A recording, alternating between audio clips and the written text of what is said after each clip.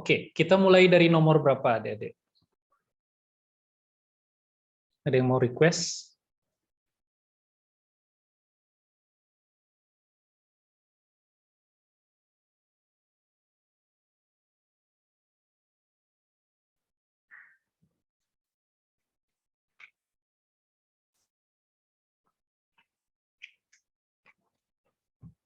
Kira-kira kita mulai dari nomor berapa?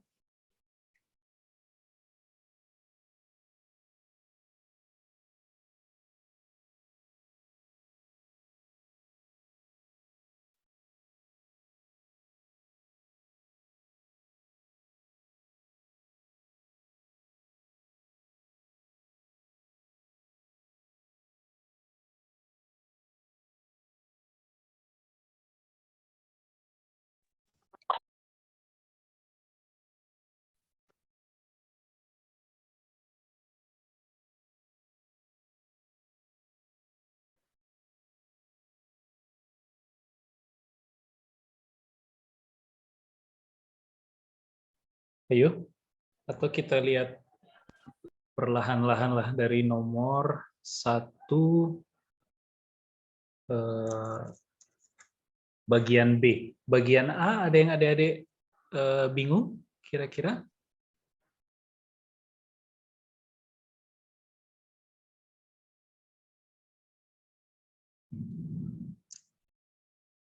Halo?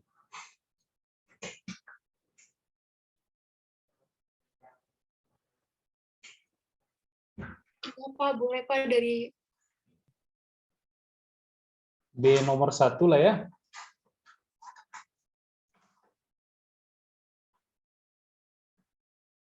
Oke, ini ada request B7. Oke, kita coba lihat B7.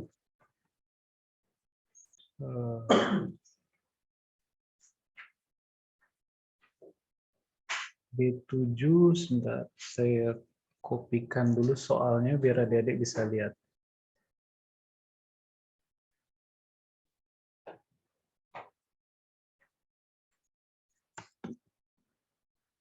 Nah, ini kelihatan soalnya adik-adik?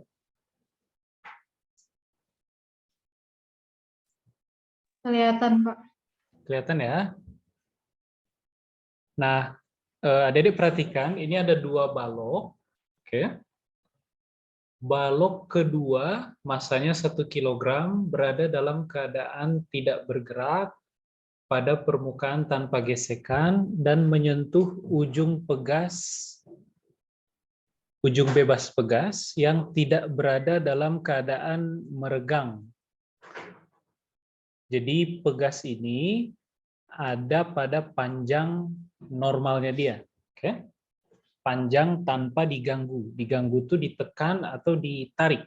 Oke.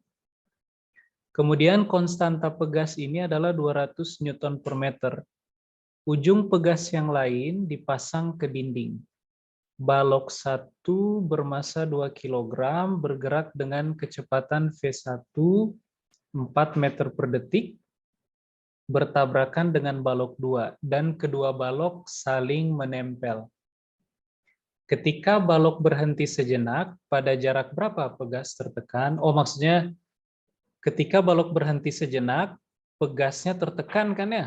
Nah, perubahan panjangnya pegas itu berapa? Oke. Nah, kita coba lihat pelan-pelan.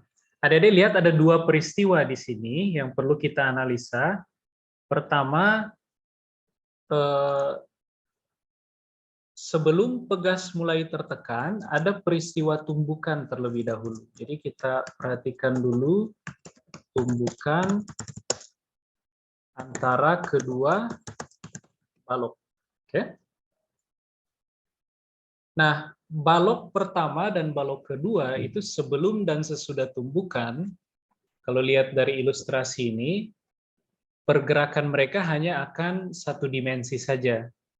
Oke, pada arah horizontal. Nah, pada arah horizontal tidak ada gaya eksternal yang bekerja di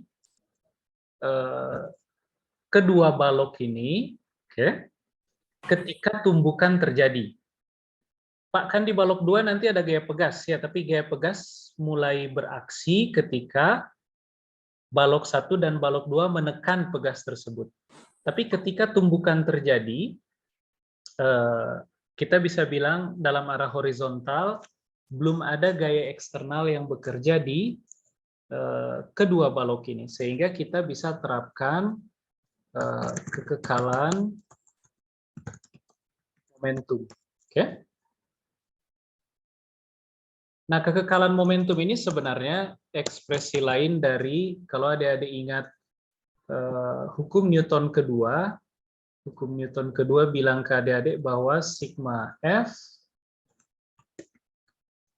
sama dengan turunan pertama terhadap waktu.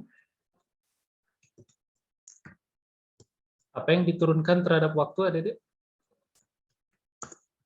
Momentum linear, kan ya? Nah, kalau nggak ada gaya eksternal bekerja di sistem ini, ketika tumbukan terjadi, maka sigma F ini akan 0. Kalau sigma F 0, okay, maka turunan pertama momentum terhadap waktu juga akan 0. Yang berarti, tambah keterangan, ketika sigma F atau resultan gaya-gaya eksternal yang bekerja di benda tersebut adalah 0. Okay?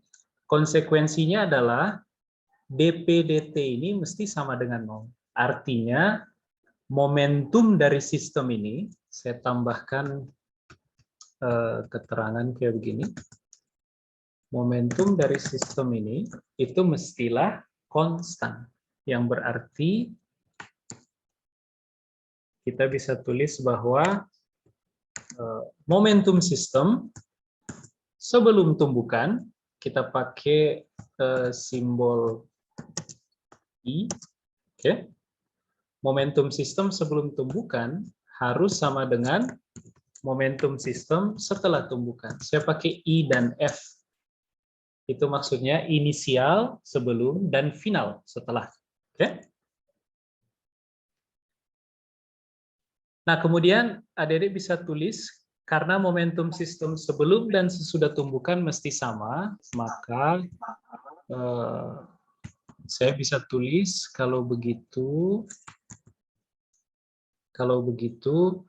momentum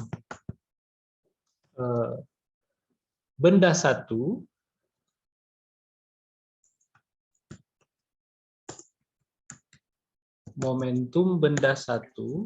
sebelum tumbukan, oke, ditambah momentum benda 2 sebelum tumbukan,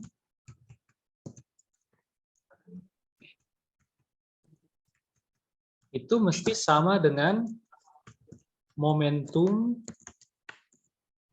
total dari kedua balok setelah tumbukan. Oke? Jadi momentum sistem di awal sebelum tumbukan mesti sama dengan momentum sistem di akhir setelah tumbukan terjadi. Oke? Nah, maka dari sini adik-adik kemudian tinggal tentukan. Sebelum tumbukan, yang memiliki momentum hanya balok 1 saja, karena balok 2 tidak bergerak. Sehingga kita bisa isi momentum benda 2 di awal sebagai 0. Kemudian momentum benda 1 itu adalah M1 dikali V1 ke arah X. Oke? Ke arah positif X. Misalkan kita asumsikan positif X itu ke kanan. Oke? Sehingga saya bisa tulis, nah kayak begini.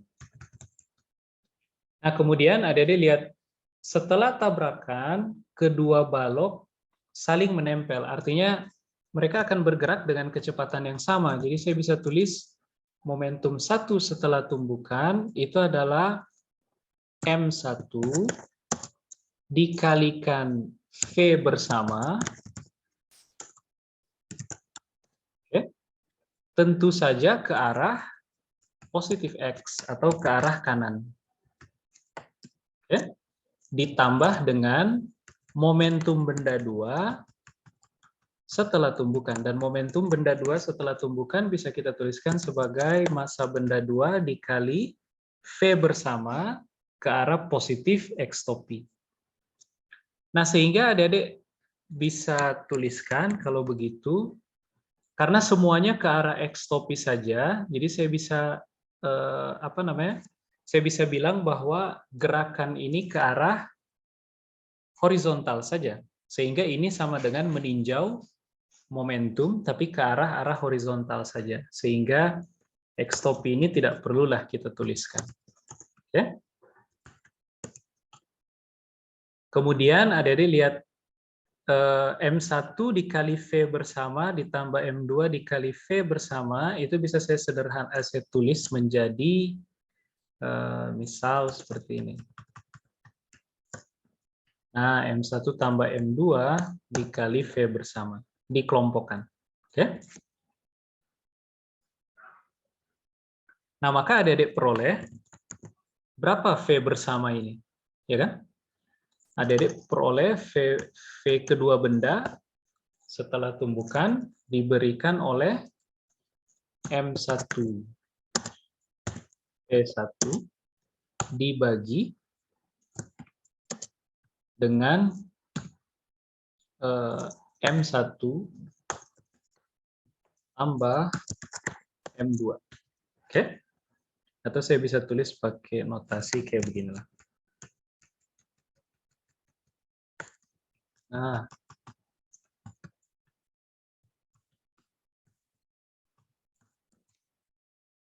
sampai sini bisa diikuti, adik-adik?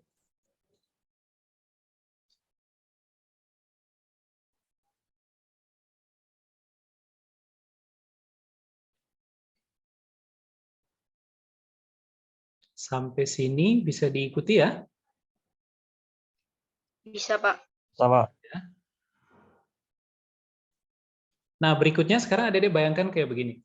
Setelah tumbukan berlangsung, mereka bergerak bersama, kita bisa pandang mereka sebagai satu objek. Oke? Satu objek yang nanti akan menekan pegas ini, sehingga pegas menjadi lebih pendek. Artinya apa? Energi yang dimiliki kedua benda ini, setelah tumbukan, oke, akan dikonversi menjadi energi potensial pegas. Oke? Bisa dipahami, adik-adik? Nah, maka saya bisa tulis, ini setelah kita dapatkan V bersama, maka setelah itu yang akan terjadi adalah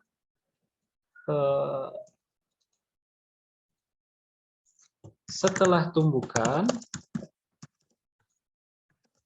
kedua benda akan mengakibatkan pegas tertekan sehingga panjang pegas berkurang. Dan kalau panjang pegas berkurang, pegasnya akan berusaha untuk mengembalikan konfigurasinya ke panjang semula. Nah, dengan demikian akan ada gaya pegas bekerja ke balok 2, karena balok 2 yang paling depan, tapi dia menempel dengan balok 1, dan arahnya berlawanan dengan arah gerak kedua balok, karena mereka menekan pegas, pegas ingin kembali ke panjang semula. Oke? Nah, artinya apa? Artinya energi kinetik kedua balok akan dikonversi menjadi energi potensial pegas. Dan kalau kedua balok pada akhirnya sampai berhenti, itu berarti seluruh energi kinetik mereka telah dikonversi menjadi energi potensial pegas. Sehingga saya bisa tulis, ketika kedua balok berhenti sejenak, energi kinetik kedua balok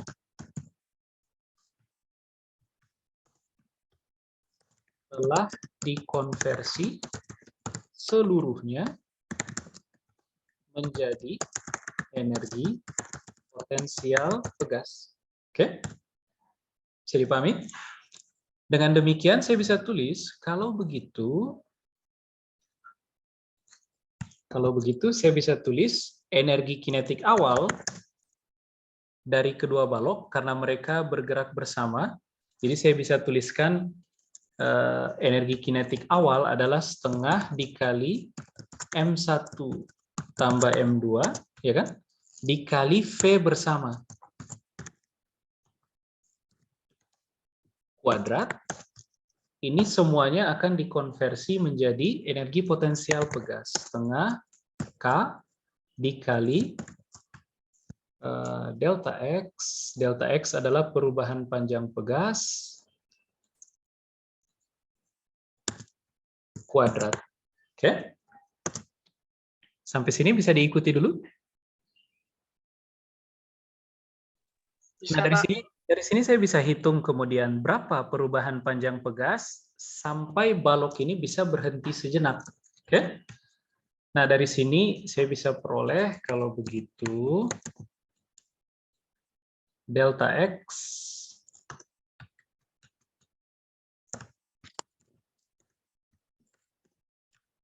sama dengan delta X sama dengan apa kira-kira?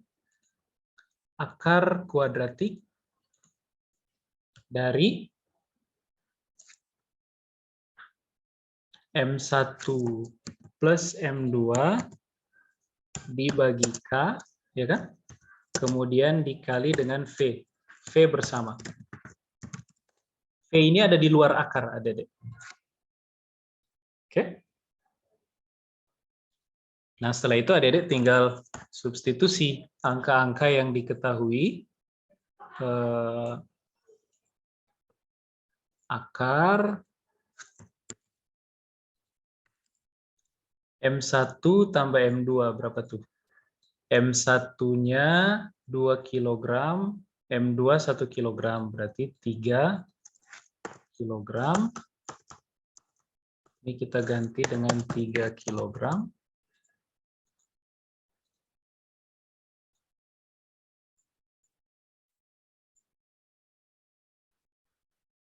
Oke. Kemudian K-nya sendiri 200 nano per meter. Kemudian dikali dengan kecepatan bersama. Kecepatan bersama kalau gitu kita coba hitung dulu. M1 per total massa dikali V1. M1-nya sendiri adalah 2 kg. Kemudian M1 plus M2 3 kg dikali V1. V1 4 meter per detik. Oke. Nah, ini berapa, Adik? 8 per 3. Ya kan? 8 per 3 meter per detik.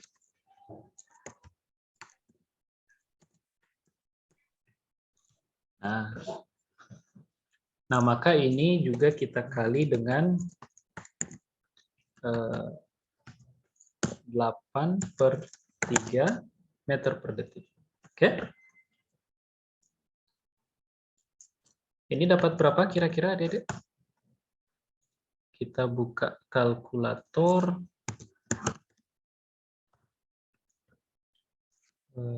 3 bagi 200.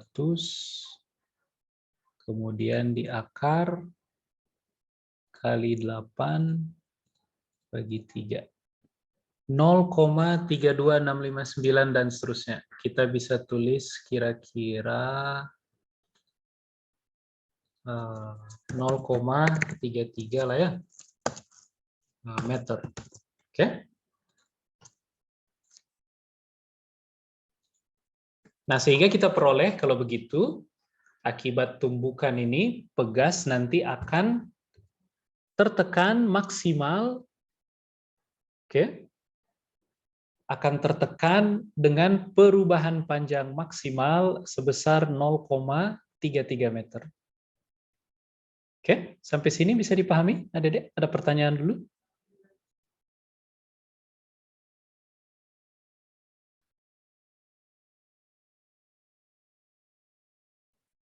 Ada pertanyaan dulu sampai sini?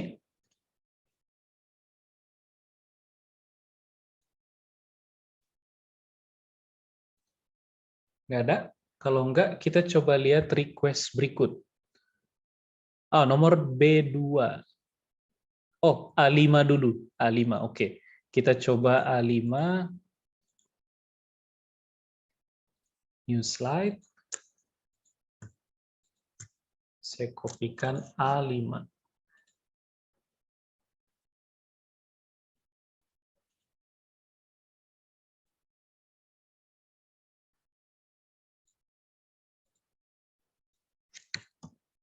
Nah, ini. Oke. Nah, pertanyaannya adalah ketika sebuah bola menggelinding turun sepanjang bidang miring, momentum linear akan naik. Apakah ini melanggar prinsip kekekalan momentum?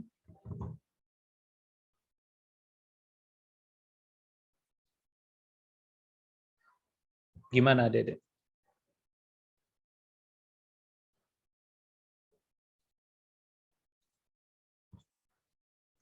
Apakah ini melanggar prinsip kekekalan momentum? Jawabannya gini, Adik-adik, menurut saya. Bila adik-adik melihat bola saja, oke, maka momentum bola itu berubah. Oke. Gara-gara ya pertama dia dipercepat oleh oleh percepatan gravitasi, oke. Tapi untuk komponen yang sejajar dengan bidang miring. Kemudian yang kedua, dia dipengaruhi juga oleh gaya gesek statik waktu dia bergerak menggelinding. Kalau kita asumsikan menggelindingnya tuh sempurna tanpa tergelincir. Oke. Momentumnya tentu akan berubah karena dia dipengaruhi oleh gaya-gaya eksternal yaitu gravitasi, kemudian gaya gesek, oke. Nah, tapi kalau adik-adik melihat bola dengan bidang miring, oke, sebagai sebuah sistem, oke. Bila kita lihat bola dengan bidang miring sebagai sebuah sistem, maka anggota sistem tersebut adalah bola dan bidang miring. Masing-masing bola dan bidang miring itu dipengaruhi oleh gaya-gaya. Oke. Kalau bidang miringnya tidak bergerak, berarti bidang miring ini terkena resultan gaya yang totalnya 0. Tapi bola, momentumnya akan berubah karena dia bergerak. Oke. Kemudian belum tentu resultan gaya yang bekerja di bola itu akan 0. Sehingga momentum bola bisa berubah. Nah, sekarang kita coba lihat sistem yang lebih besar. Sistem yang terdiri dari bola, bidang miring, dan bumi. Bila kita memandang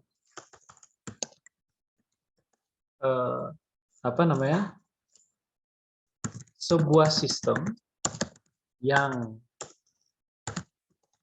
anggotanya adalah bumi, bola, dan bidang miring. Kemudian kita abaikan interaksinya bumi dengan planet lain dan matahari. Kemudian kita abaikan interaksi bumi dan seisinya dengan benda-benda langit lainnya. Karena kalau adik-adik perhatikan sebenarnya ada interaksi antara bumi dengan planet-planet lain, karena dan dengan matahari, dengan objek-objek langit kecil kayak bulan, asteroid, dan seterusnya. Tapi kalau kita abaikan interaksi dengan objek-objek langit lainnya, maka kita bisa mengatakan bahwa sistem yang terdiri dari bumi, bola, dan bidang miring tersebut sebagai sistem yang bebas dari interaksi eksternal. Oke? Apa itu interaksi eksternal? Disebut eksternal karena penyebabnya adalah agen yang bukan anggota sistem. Oke? Nah, adik-adik ingat, kalau gaya eksternal yang bekerja pada sebuah sistem adalah nol, maka sistem tersebut terisolasi karena dia bebas interaksi dengan anggota di luar sistem. Nah, kalau dia tidak ada interaksi dengan luar sistem, maka momentum dari sistem tersebut akan kekal.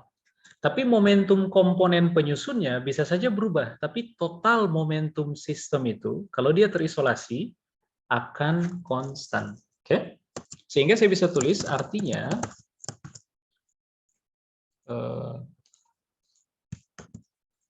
sigma, mana simbol sigma? Sigma F eksternal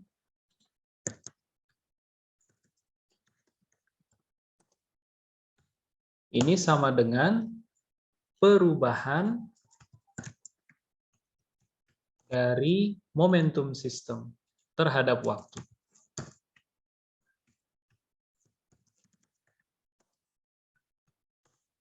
Ya? Nah, sehingga bila sigma F eksternal ini 0, artinya sistem kita bebas dari interaksi dengan anggota selain anggota sistem. Saya tulis kayak begini. Untuk sistem terisolasi, oke, maka ini harus sama dengan 0. Yang berarti bahwa momentum sistem akan konstan. Oke. Momentum sistem akan konstan.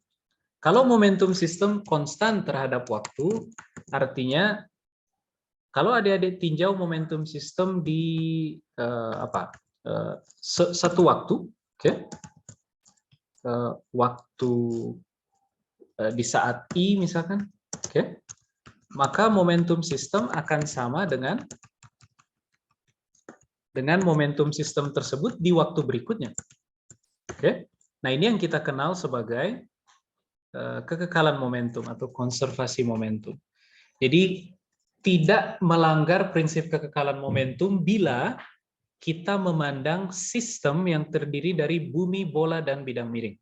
Oke? Tapi kalau kita lihat sistem kita anggotanya tunggal, bola saja, dia berinteraksi dengan bumi. Bumi berarti jadi pihak eksternal. Nah, kemudian dia berinteraksi juga dengan bidang miring, berinteraksi dengan udara, dan resultan interaksi ini belum tentu nol. Sehingga kalau yang kita lihat bola saja, sigma F eksternal ini belum tentu nol. Sehingga momentumnya si bola itu bisa berubah. Oke? Nah, tapi kalau kita lihat sistemnya itu terdiri dari bumi, bola, dan bidang, maka interaksinya internal, sesama anggota sistem. Nah, kalau sesama anggota sistem, maka momentum total dari sistem tersebut akan kekal, akan sama dari satu waktu ke waktu lain. Tapi momentum tiap individu di dalam anggota, di dalam sistem itu bisa berubah, tapi totalnya akan sama dari waktu ke waktu. Oke? Bisa dipahami, Adik-adik?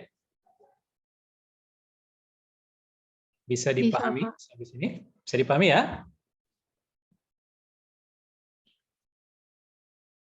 Ini hukum Newton kedua yang adik-adik pelajari ketika membahas tentang sistem benda-benda.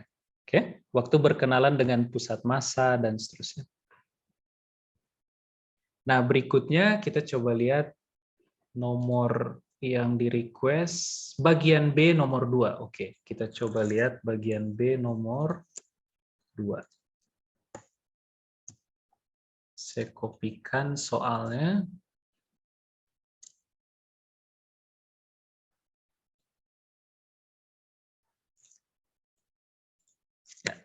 Kita perhatikan sama-sama soalnya. Dalam permainan softball, sebuah softball bermasa 0,2 kg melintasi pelat dengan kecepatan 15 meter per detik pada sudut 45 derajat di bawah horizontal. Kemudian, seorang atlet memukul bola ke arah lapangan tengah, memberikan kecepatan 40 meter per detik pada sudut 30 derajat di atas horizontal. Tentukan impuls yang diberikan pada bola. Kemudian B, jika gaya pada bola meningkat secara linear selama 4 milidetik, kemudian tetap konstan selama 20 milidetik, dan selanjutnya berkurang menjadi 0 secara linear dalam 4 milidetik berikutnya, berapakah gaya maksimum pada bola? Oke, ini konsep impuls dan momentum. Oke.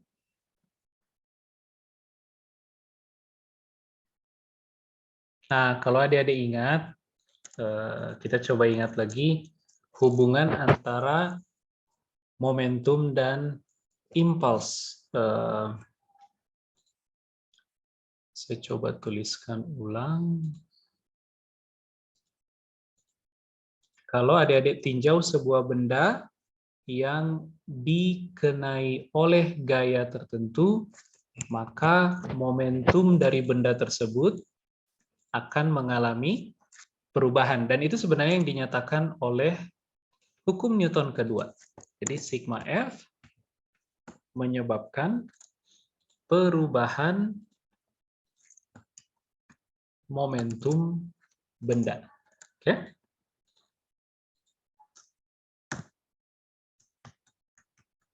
Nah, misalkan kita tinjau pada kasus ini, gaya yang bekerja di benda adalah gaya yang tunggal.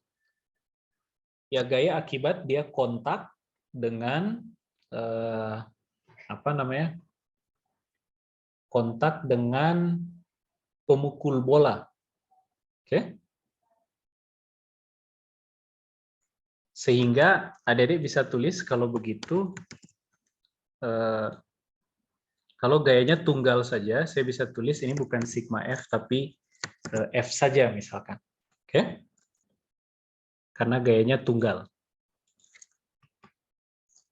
Bila gaya yang bekerja hanya satu, kita bisa tuliskan kayak begini aja. Dan gaya tersebut kita kasih nama gaya F lah. Oke? Nah, kemudian kalau adik-adik integralkan kedua ruas ini terhadap T, maka yang ruas kiri akan menjadi integral dp dt, adik-adik integralkan terhadap waktu dari waktu awal tertentu, oke, sampai waktu tertentu setelah T0. Oke? Nah, begitupun dengan F, adik-adik integralkan F terhadap waktu.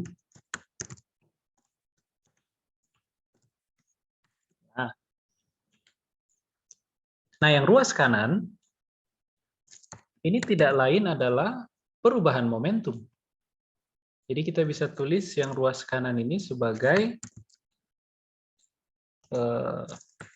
momentum di waktu T, oke, dikurangi momentum di waktu T0. Oke? Atau kita tuliskan sebagai delta P.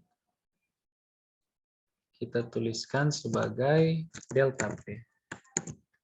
Nah, yang ruas kiri ini yang kita sebut sebagai impuls integral terhadap integral gaya terhadap waktu. Dengan kata lain, secara umum memang gaya ini bisa saja fungsi waktu.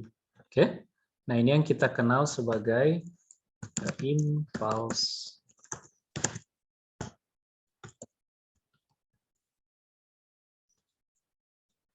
Oke?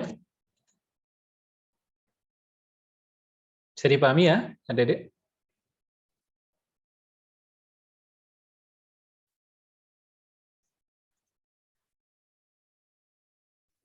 Pak, maaf boleh tolong diulang Yang bagian mana? yang integral. Oke. Adik-adik lihat, kalau ada gaya bekerja pada sebuah benda, maka dia akan mengalami perubahan momentum terhadap waktu. Ya kan? Adik-adik bisa bayangkan misalkan ada bola kasti, adik-adik lempar ke apa namanya? Ke dinding. Nah, waktu tumbukan dengan dinding, dinding mengerjakan gaya ke bola kan ya. Nah, maka momentumnya berubah. Oke. Nah, ini hukum 2 Newton sebenarnya. Kalau adik-adik memiliki sigma F yang tidak nol bekerja pada sebuah benda, maka benda tersebut akan mengalami perubahan momentum pada jeda waktu bekerjanya gaya-gaya tersebut. Nah, sekarang adik-adik lihat. Kita bayangkan kalau gaya yang bekerja tunggal dan kita kasih nama F saja. Oke. Nah, adik-adik bisa integralkan kemudian ini terhadap waktu. Oke. Maka yang ruas kiri itu adalah integral F terhadap waktu. Kemudian adik-adik atur batas-batas integralnya itu dari T0 sampai T. Oke. Tahu dari mana, Pak, kita pilih T0 dan T ini informasinya? Ya, lihat peristiwanya. Adik-adik mau ukur peristiwanya dari waktu berapa detik sampai berapa detik. Bergantung jeda pengamatan yang adik-adik inginkan. Nah, kemudian yang ruas kanan, kalau adik-adik integralkan terhadap T, lihat turunan pertama dari P terhadap waktu diintegralkan lagi terhadap T. Maka yang adik-adik dapat adalah P itu sendiri. Tapi P dinilai T dikurangi P di waktu T dikurangi P di waktu sebelumnya atau di T0. Oke. Dan ini adalah perubahan momentum. Kemudian integral F ini terhadap waktu itu yang kita kenal sebagai impuls. Oke? Bisa dipahami?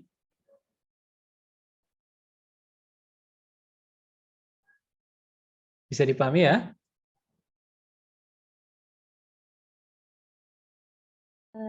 Bisa, Pak. Terima kasih. Oke. Nah, sekarang adik-adik lihat.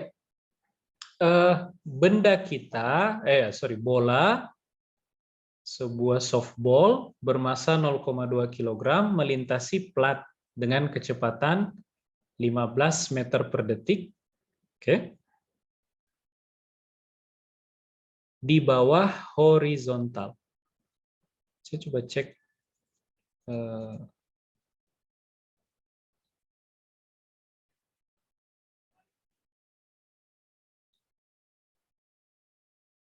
Oke. Kemudian kecepatannya adalah 15 meter per detik, tapi pada sudut 45 derajat di bawah horizontal. Jadi kalau adik-adik bayangkan, kita coba gambar di sini. Misal ini horizontal. Ini horizontal. Maka benda tersebut kita gambar pakai bentuk bulat lah ya.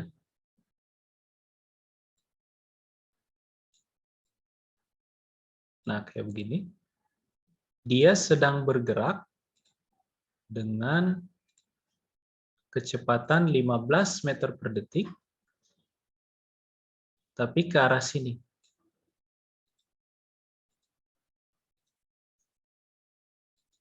Oke. Kemudian sudut yang ini, sudut yang dibentuk antara vektor kecepatan ini dengan horizontal adalah, kita kasih nama theta, dan dia nilainya adalah 15 derajat. Oke. Nah, theta ini adalah 15 derajat. Bisa dipahami ya? Ini saya tuliskan. Nah, ini V, kita kasih nama V awal lah. VI. Oke. Nah, ini VI. sebelum dipukul. Pak, maaf Pak, itu Ya. sudut 45 Pak. 45 derajat, sorry, betul. 45 derajat. Berarti agak ke sini lagi kan ya? Betul. Nah, agak ke sini lah. Iya, oke, terima kasih. 45 derajat. Oke. Sorry, yang 15 adalah magnitude dari kecepatannya. Kemudian seorang atlet memukul bola ke arah lapangan tengah, memberikan kecepatan pada sudut 30 derajat di atas horizontal. Tentukan impuls yang diberikan pada bola. Nah, jadi lihat, karena bolanya bergerak miring kayak begini, maka kita bisa bagi pergerakannya ini menjadi gerak 2 dimensi, kan ya? Yang horizontal ini misalkan kita kasih nama sumbu X. Ini kita kasih nama sumbu X. Kemudian kita bikin sumbu horizontal vertikal.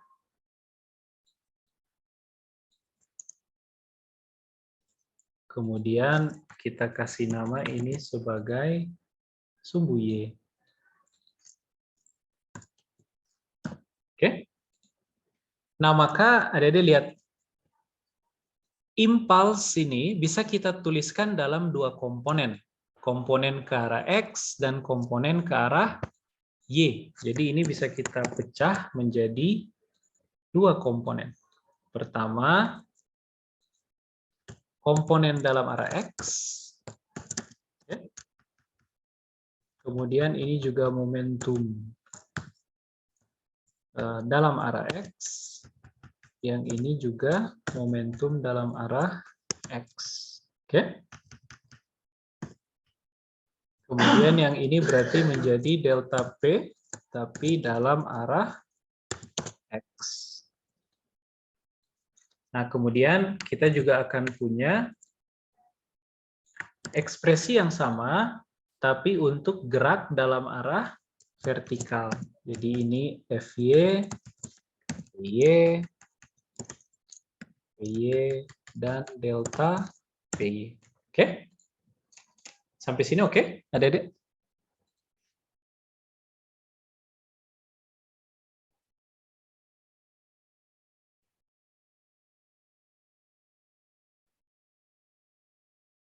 Sampai sini bisa dipahami? Bisa, Pak. Bisa ya?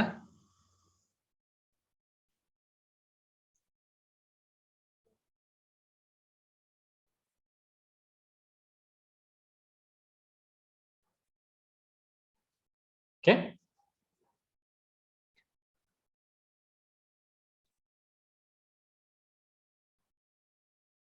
Nah, adik-adik lihat ini sekarang. Gara-gara dipukul,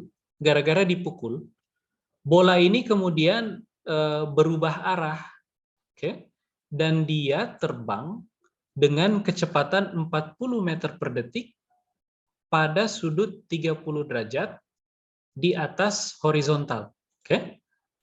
Kita coba bikin situasinya. Ini saya hapus dulu.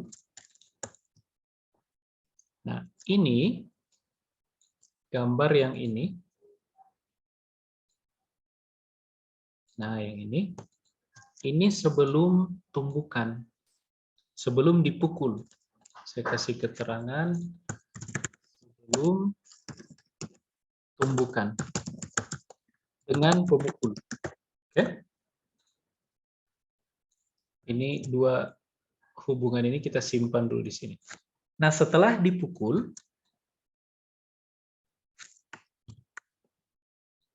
jadi berubah arah dia.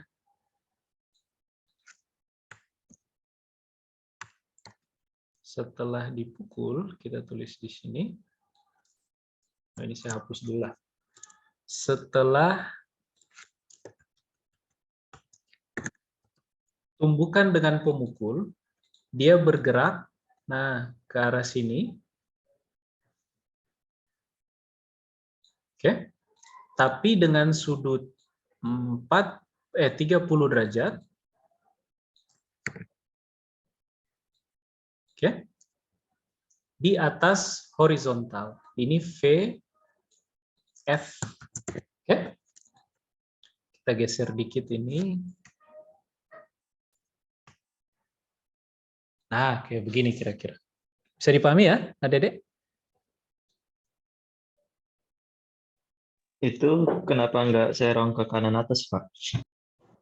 Kenapa nggak serong ke kanan atas? Saya membayangkan orangnya mukul. Sebentar, kita melihat orang memukul dengan sudut pandang apa ya? Kalau fenomena ini, saya membayangkan orangnya itu ada di sini. Misalkan, nah orangnya ada di sini, sekitar sini. Kemudian bolanya bergerak ke arah sini, kemudian dia pukul ke arah berlawanan, terpental ke arah berlawanan. Ya enggak? Bisa juga kalau dia mukulnya nggak bagus, sehingga bolanya malah mantul ke arah sini, kan ya? Ya enggak? Oke? Oke, Pak. Terima kasih. Mungkin kalau soal ini dilengkapi dengan gambar, kita bisa langsung isolasi kasusnya yang mana, kan ya? Ya enggak? Tapi karena tidak dilengkapi dengan gambar, kita bisa tafsirkan macam-macam. Tapi kalau saya bayangkan, orang main softball, dia lempar bolanya ke arah orang, ke arah pemukul, pemukulnya akan pukul bolanya ke arah berlawanan dari arah datangnya bola, kan ya? Kalau dia pukul dengan berhasil. Ya, kalau dia nggak terlalu berhasil mukul bolanya, bisa jadi malah ke arah lain. Oke? Tapi kita asumsikan kayak beginilah. Bisa dipahami? Adik-adik?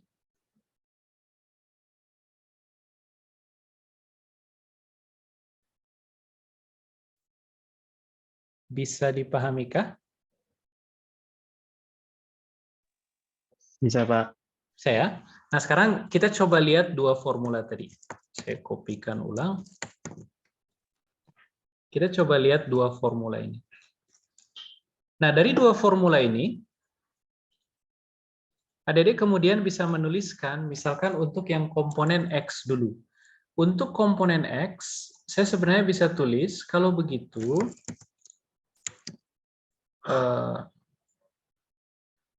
PX setelah dipukul, itu akan sama dengan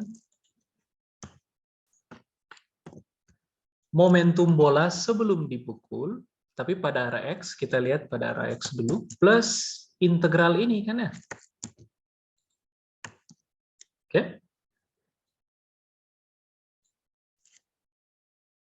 Bisa dipahami, adik-adik?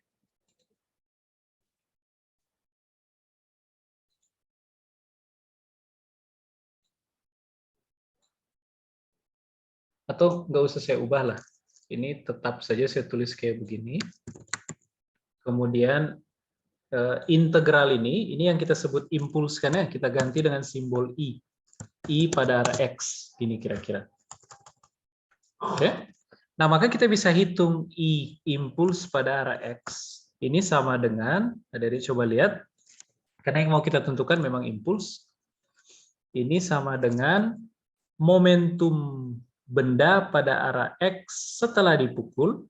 Oke, berarti massa dikali V pada arah X, tapi setelah dipukul, yaitu pada saat T misalkan. Oke. Dikurangi momentum benda pada arah X, tapi sebelum dipukul, pada saat T0. Oke? Bisa dipahami sampai sini, adik-adik?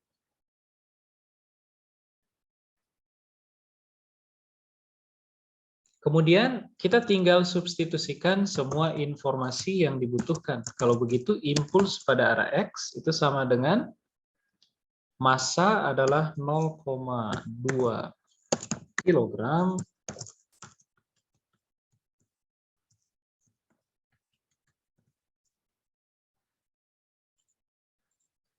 dikalikan dengan ini.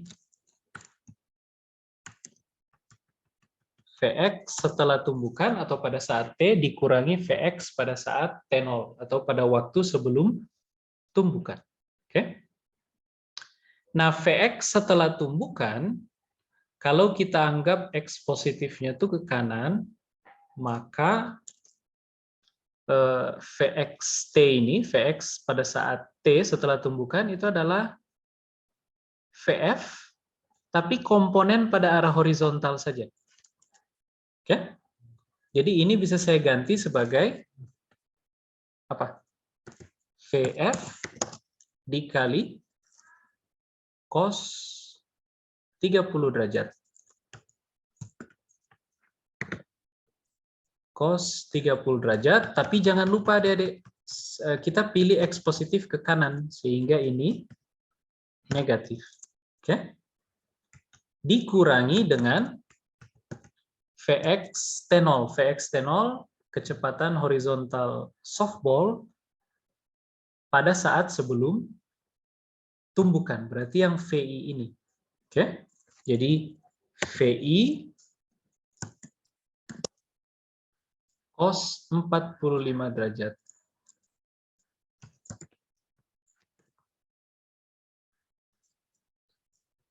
Nah, VI cos 45 derajat ini tandanya harus positif, sehingga negatif yang ini tidak berubah. Oke?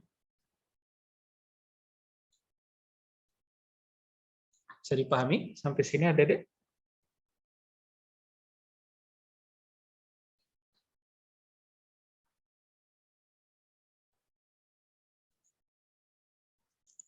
Bisa dipahami kah?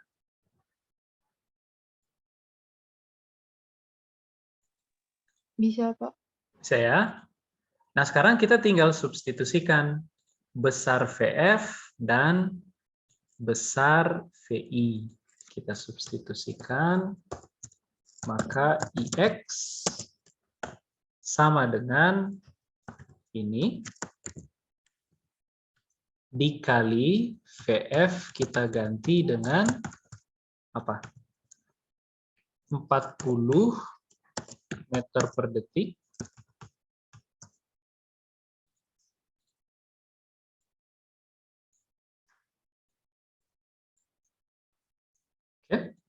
setelah dipukul dia 40 meter per detik. Betul ya? 40 meter per detik.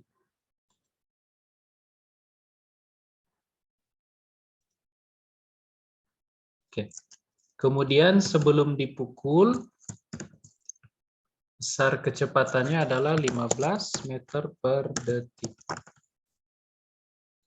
Iya. Nah, ini hasilnya berapa, Dede? Kita coba cek di kalkulator 0, kita tes dulu. Cos 30.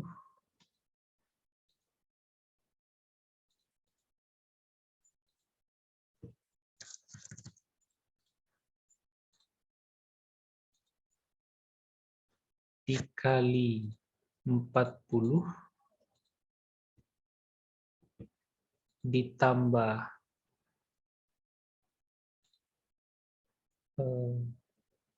cos 45 dikali 15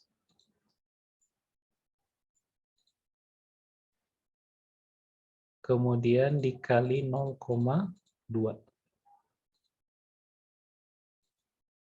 Kita dapat sekitar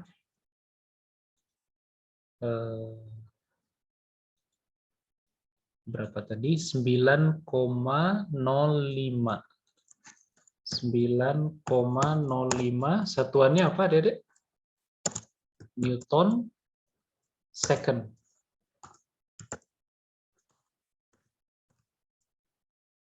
Newton second. Oke? Nah, ini momentum pada arah X. Sorry, bukan momentum. Impuls pada arah X. Oke? Nah, bagaimana dengan impuls pada arah Y. Nah, kita coba hitung impuls pada arah Y. Impuls pada arah Y, ini semua indeksnya saya ganti dengan Y, Y, Y. Ini juga Y.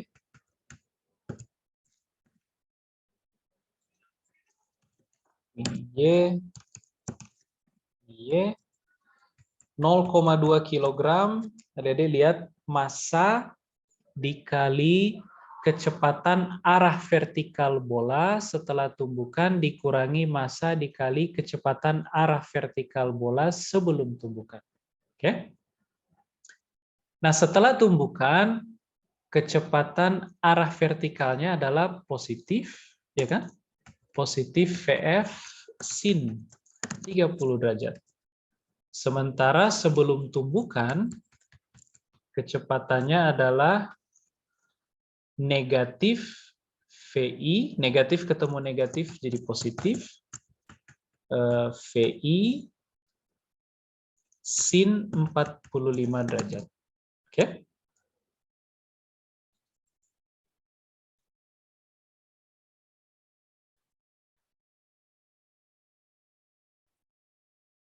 Ya. Sampai sini oke, Adik-adik?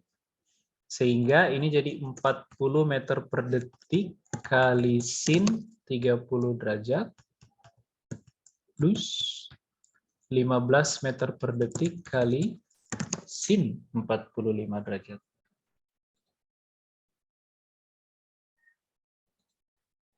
Maka adik-adik dapat nilainya adalah, kita coba cek di kalkulator, 40 kali sin 30, 20 tambah 15 kali sin 45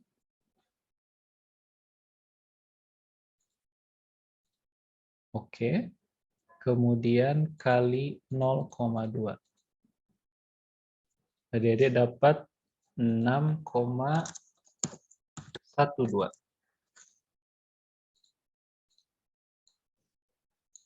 6,12 Newton second. Oke? Nah, sehingga kalau kita rangkum,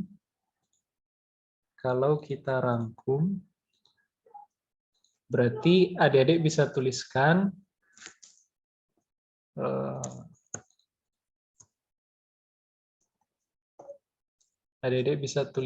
kalau begitu impuls sebagai sebuah vektor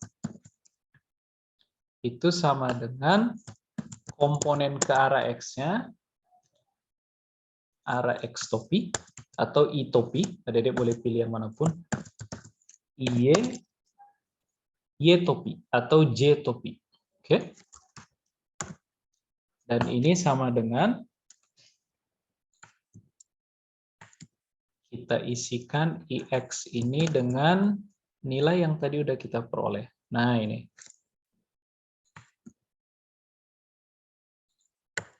Ini 9,05 Newton second pada arah X. Sorry, ada negatif, adik-adik. Ini ada negatifnya.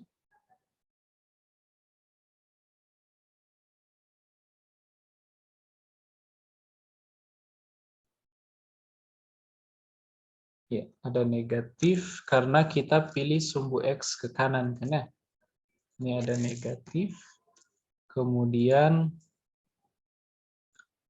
yang ke arah Y itu 6 positif 6,12 Newton second.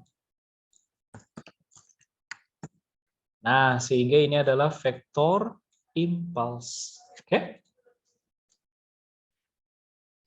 Bisa dipahami, adik-adik? Jadi saya bisa tulis dengan demikian.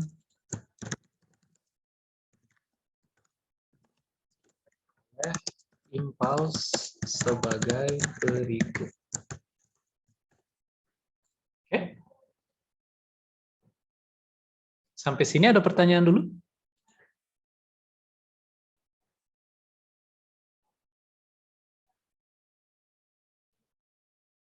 Sampai sini ada pertanyaan dulu, adik-adik?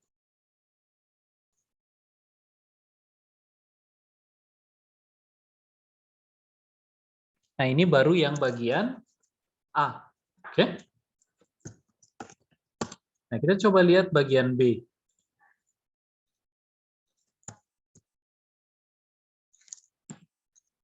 Untuk bagian B, adik-adik lihat ini. Kita sekarang perhatikan gaya yang bekerja pada bola. Oke. Gaya pada bola. Adik-adik lihat, ada 3 tahap dia. Meningkat dulu secara linear selama 4 meter per detik, kemudian konstan selama 20 meter per detik, dan berkurang menuju 0 secara linear dalam 4 milidetik, sorry. Jadi meningkat dulu secara linear selama 4 milidetik, kemudian konstan selama 20 milidetik, kemudian berkurang sampai 0 selama 4 milidetik berikutnya. Oke? Sehingga kita bisa bilang bahwa gaya pada bola adalah fungsi waktu. Oke? Dan kalau kita coba gambarkan secara sederhana pakai diagram Cartesius seperti ini misalkan. Kita coba gambarkan bentuk dari perubahan F terhadap waktu. Nah, ini adalah sumbu waktu. Oke. Kemudian ini adalah magnitud dari F.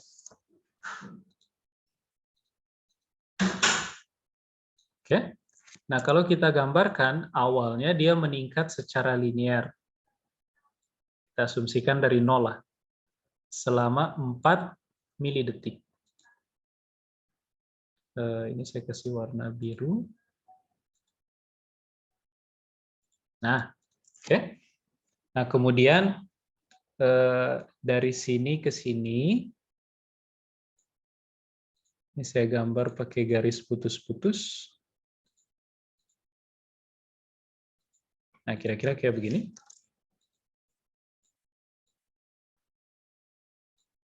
Dari sini sampai sini, itu jedanya adalah, berapa tadi? 4 milisecond. Oke? 4 milisecond. Nah, ini 4 milisecond. Ini grafiknya saya pakai warna biru, orange, coklat, merah lah. Nah, ini 4 milisecond. Peningkatan ini berlangsung selama 4 milisecond. Oke. Kemudian setelah itu, dia konstan selama 20 meter per detik. Oke. Setelah itu dia konstan. Konstan berarti garis lurus kan ya? Selama 20 milisecond. Nah, dari sini ke sini, ini adalah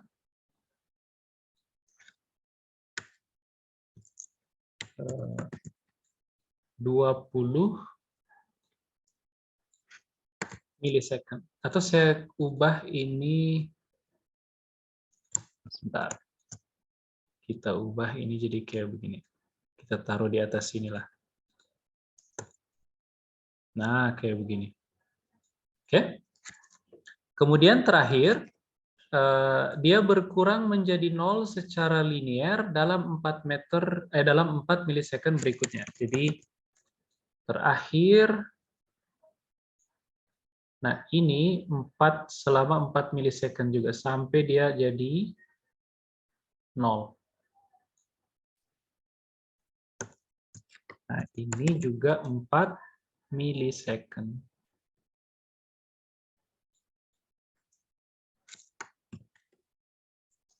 Oke. Bisa dipahami, adik-adik? Sampai sini?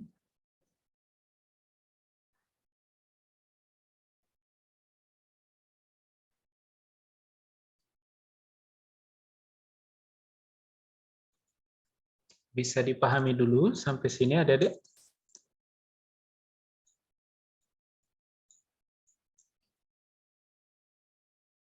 Nah, kita mau cari tahu berapa gaya maksimum. Kita mau cari tahu berapa gaya maksimum. Gaya maksimum pada bola itu berarti nilai yang ini kan ya? Nah, nilai yang ini kan ya? Ini adalah nilai dari gaya maksimum. Oke? F max.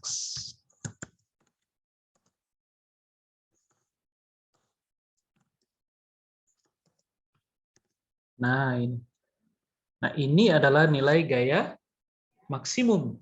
Kemudian kalau adik-adik coba cek, di sini T-nya 0 dan F-nya juga 0, tepat di sini. Kemudian di titik yang ini T sama dengan 4 detik. Oke. Kemudian di sini T-nya berapa? Sorry, kok 4 detik? 4 milidetik.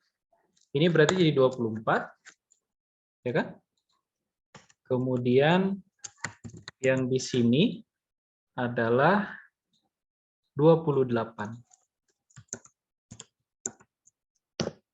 Jadi T ini satuannya adalah dalam milidetik.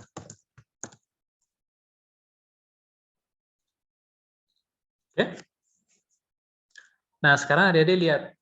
Kita mau coba hitung berapa gaya maksimum. Tapi kita udah tahu impulsnya berapa. Oke? Bisa dipahami ya, adik-adik?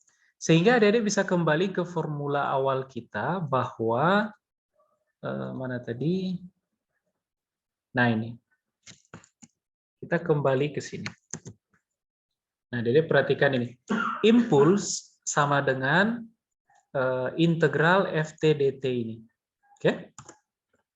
Sementara impulsnya sendiri sudah kita peroleh tadi kan ya? Impulsnya sendiri kita peroleh berupa ini. Nah, oke. Sampai sini adik-adik bisa paham? Mudah-mudahan bisa dipahami ya sampai sini. Nah, impulsnya sendiri sudah kita peroleh. Oke. Nah, berikutnya kita tinggal menerjemahkan integral ini. Integral yang ini. Nah, kalau adik-adik perhatikan, kalau kita perhatikan dengan hati-hati, adik-adik lihat, di tahap pertama dari 0 sampai 4 milidetik, itu kenaikan secara linier. Ya kan? Nah, maka kita perlu melakukan integral ini pertama dari 0 sampai 28 milidetik. Oke. Dari 0 sampai 28 milidetik. Nah, tapi adik-adik lihat fungsinya beda-beda kan ya? Dari 0 ke 4 linear, garis miring, oke. Kemudian dari 4 ke 24 garis mendatar. Kemudian dari 24 ke 28 linear juga tapi gradiennya negatif. Sehingga saya bisa pecah ini menjadi 3 integral. Pertama, integral dari 0 sampai 4 milidetik, ya kan? Ditambah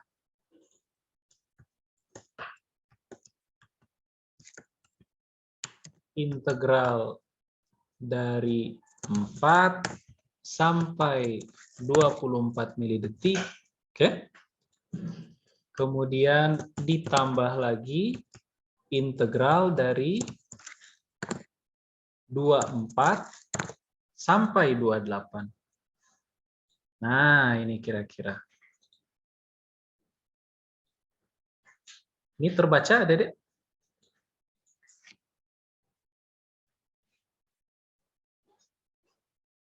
Bisa ya? Sampai sini ada pertanyaan dulu nggak?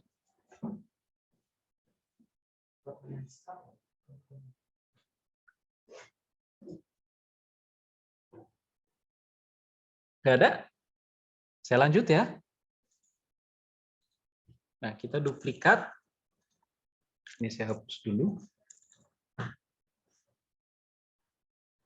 Kemudian ini saya perbesar tulisannya. Kemudian yang ini gambarnya saya perkecil dikit. Nah.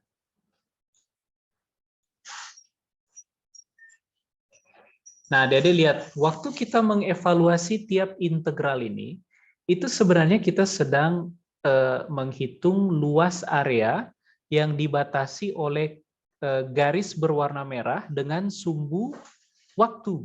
Oke?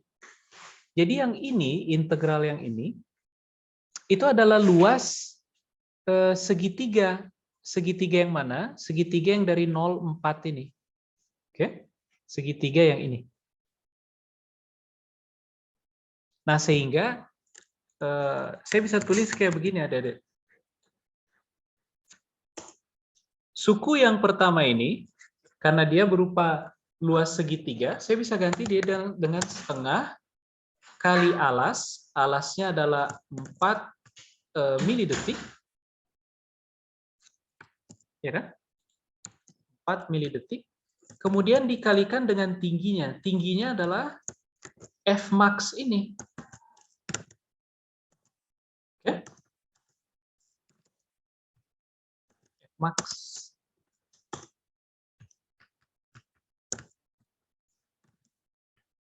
Sudah? Tingginya adalah F max. Oh ya, jangan lupa kasih notasi vektor. Oke? Nah, tapi kita bisa misalkan kayak begini, Adik-adik, bahwa apa namanya, impuls ini nanti dia punya, tadi kita udah hitung sebenarnya impuls ini punya komponen X dan Y kan ya, sehingga saya mesti tulis F ini pakai vektor. Yang kita plot tadi adalah magnitude saja. Oke?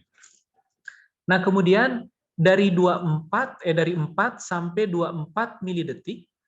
Oke. Ini saya lupa tulis milidetiknya. Milidetik. Ini juga milidetik. Milidetik.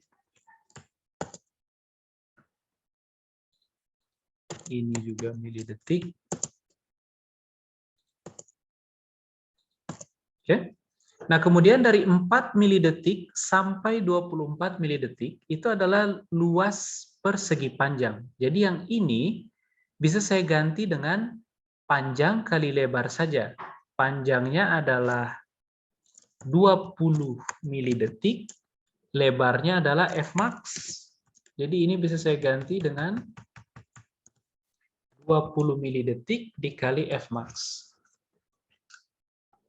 Oke? Kemudian terakhir, integral yang terakhir ini juga adalah luas segitiga, sehingga saya bisa ganti lagi dia dengan setengah alas kali tinggi. Alasnya lagi-lagi 4 milidetik. Nah, kayak begini. Oke? Maka adik-adik peroleh, kalau begitu, ini sama dengan setengah kali 4, 2, 2 tambah 20, 22, kemudian 22 tambah 2, 24. Oke? Jadi ini bisa kita tuliskan sebagai 24 F max. Oke? Kita bisa tuliskan ini sebagai 24 F maksimum. Saya ganti ini semua menjadi 2 tambah 20 tambah 2. Jadi 24. 24 kali F max. Oke?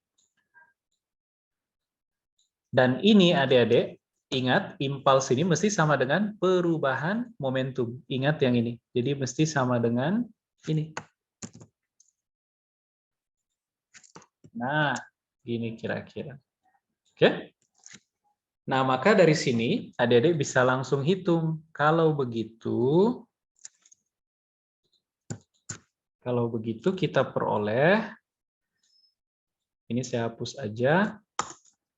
Fmax dengan demikian sama dengan 9,05 per 24. Ini saya tulis dulu. Kok ini J? Tidak konsisten, pakai Y lah. Oke. Ini juga pakai Y. Adik-adik bisa X topi, Y topi, atau I topi, J topi, terserah. Oke. Ini juga jangan-jangan saya salah tulis tadi. Oh enggak, oke. Ya. Dah. Nah, Fmax kalau begitu sama dengan ini, tapi dibagi dengan 24. Oke. Berarti 9,05 bagi 24, berapa tuh? 9,05 dibagi 24, 0,377.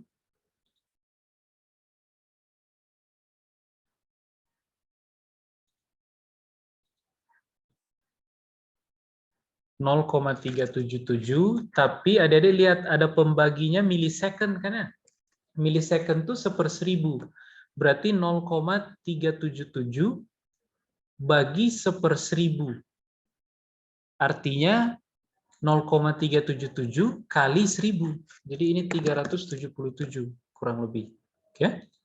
Kemudian yang berikutnya 6,12 dibagi 24 milisecond. 6,12 dibagi 6,12 kan ya? 6,12 dibagi 24, 0,255. Tapi 0,255 dibagi 1/1000 detik. Oke? Sehingga jadi apa namanya? Ini secondnya hilang. Nah, yang ini jadi 255 second. Secondnya hilang. Oke? Sehingga kita dapatkan gaya maksimum yang bekerja di apa namanya? Di softball ini akibat dipukul oleh tongkat pemukulnya si atlet. Oke? Sampai sini bisa dipahami, adik-adik?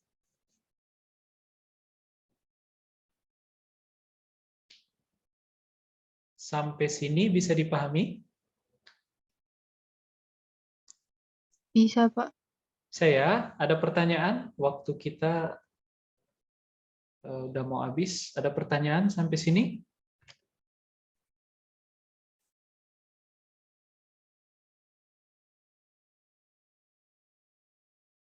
Ada pertanyaankah?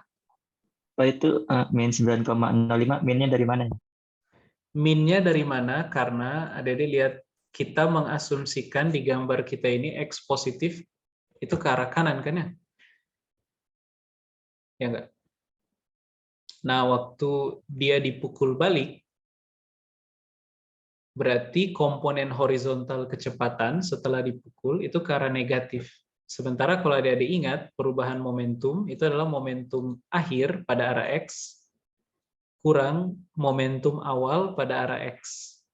Nah, momentum akhir nilainya negatif, momentum awal nilainya positif. Jadi ini negatif kurang positif. Hasilnya pasti negatif, kan ya? Ya enggak? Oke? Oke, Pak. Makasih. Nah, itu bergantung pada pilihan arah kita. Nah, saya pilih situasinya kayak begini. Oke? Ada pertanyaan lagi? Pak, izin bertanya yang tadi dari NS jadi N, itu tuh kenapa S-nya hilang, Pak? Oh, kenapa second-nya hilang? Adik-adik lihat. Ini kan 24 milidetik dikali Fmax sama dengan ini kan ya? Satuannya Newton second yang ruas kanan ini. Nah, tapi waktu adik-adik bagi 24 milisecond, ini jadi 9,05 Newton second dibagi 24 milisecond. 24 milisecond itu adalah 24 kali 10 pangkat min 3 second. Jadi second dan second-nya adik-adik coret. Oke? Newton second Sebuah besaran bersatuan Newton second dibagi dengan besaran yang satuannya second. Ya, Newton hasilnya kan ya. Oke?